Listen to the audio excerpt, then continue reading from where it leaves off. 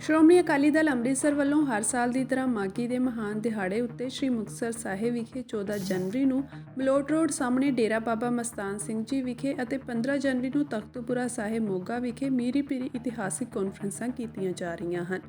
ਇੱਥੇ ਸਮੁੱਚੀ Shiromani Akali Dal Amritsar party leadership ਪਹੁੰਚ ਕੇ ਜਿੱਥੇ ਸ਼ਹੀਦਾਂ ਨੂੰ ਸ਼ਰਧਾ ਦੇ ਫੁੱਲ ਭੇਟ ਕਰੇਗੀ, ਉੱਥੇ ਕੌਮ ਨਾਲ ਪੰਥਕ ਵਿਚਾਰਾਂ ਕਰਦੇ ਹੋਏ ਪੰਥ ਨੂੰ ਦਰਪੇਸ਼ ਆ ਰਹੇ ਮਸਲਿਆਂ ਸੰਬੰਧੀ ਵੀ ਲੰਮੀਆਂ ਵਿਚਾਰਾਂ ਹੋਣਗੀਆਂ। ਪਾਰਟੀ ਵੱਲੋਂ ਸਮੁੱਚੇ ਖਾਲਸਾ ਪੰਥ ਨੂੰ ਇਹਨਾਂ ਦੋਵਾਂ ਇਤਿਹਾਸਕ ਕਾਨਫਰੰਸਾਂ ਵਿੱਚ ਹੁਮ-ਹੁਮਾ ਕੇ ਪਹੁੰਚਣ ਦੀ ਅਪੀਲ ਕੀਤੀ ਗਈ ਹੈ। ਸਰਦਾਰ ਸਿਮਰਨਜੀਤ ਸਿੰਘ ਮਾਨ MP ਅਤੇ ਪ੍ਰਧਾਨ ਸ਼੍ਰੋਮਣੀ ਅਕਾਲੀ ਦਲ ਅੰਮ੍ਰਿਤਸਰ ਨੇ ਕਿਹਾ ਕਿ ਖਾਲਸਾ ਪੰਥ ਦਾ ਇਤਿਹਾਸ ਇਸ ਗੱਲ ਦੀ ਗਵਾਹੀ ਭਰਦਾ ਹੈ ਕਿ ਜਦੋਂ ਵੀ ਖਾਲਸਾ ਪੰਥ ਉੱਤੇ ਹਕੂਮਤੀ ਭੀੜ ਬਣਦੀ ਹੈ ਤਾਂ ਸਮੁੱਚਾ ਖਾਲਸਾ ਪੰਥ ਅਜਿਹੇ ਇਤਿਹਾਸਿਕ ਦਿਹਾੜਿਆਂ ਉੱਤੇ ਇਕੱਤਰ ਹੋ ਕੇ ਪੰਥਕ ਵਿਚਾਰਾਂ ਕਰਦੇ ਹੋਏ ਆਪਣੀ ਕੌਮੀ ਰਣਨੀਤੀ ਘੜਨ ਅਤੇ ਚੱਲ ਰਹੇ ਕੌਮੀ ਸੰਘਰਸ਼ ਨੂੰ ਆਪਣੀ ਮੰਜ਼ਿਲ ਵੱਲ ਦ੍ਰਿੜਤਾ ਨਾਲ ਵਧਾਉਣ ਦੀ ਰਣਨੀਤੀ ਵੀ ਤੈਅ ਕਰਦਾ ਹੈ।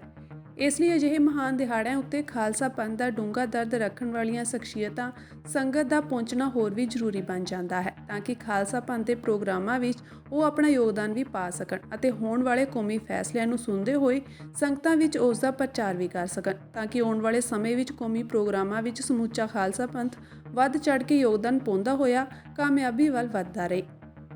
ਉਨ੍ਹਾਂ ਉਮੀਦ ਪ੍ਰਗਟ ਕੀਤੀ ਹੈ ਕਿ ਸ੍ਰੀ ਮੁਕਤਸਰ ਸਾਹਿਬ ਮਾਘੀ ਮੌਕੇ ਤੇ ਅਤੇ ਤਖਤੂਪੁਰਾ ਸਾਹਿਬ ਮੋਗਾ ਵਿਖੇ ਹਮੇਸ਼ਾ ਦੀ ਤਰ੍ਹਾਂ ਸੰਗਤਾਂ ਆਪਣੇ ਇਤਿਹਾਸਕ ਸਥਾਨਾਂ ਨੂੰ ਨਤਮਸਤਕ ਹੁੰਦਿਆਂ ਹੋਇਆਂ ਇਹਨਾਂ ਮੀਰੀ ਪੀਰੀ ਕਾਨਫਰੰਸਾਂ ਵਿੱਚ ਵੀ ਹਾਜ਼ਰੀ ਲਗਵਾਉਣਗੀਆਂ।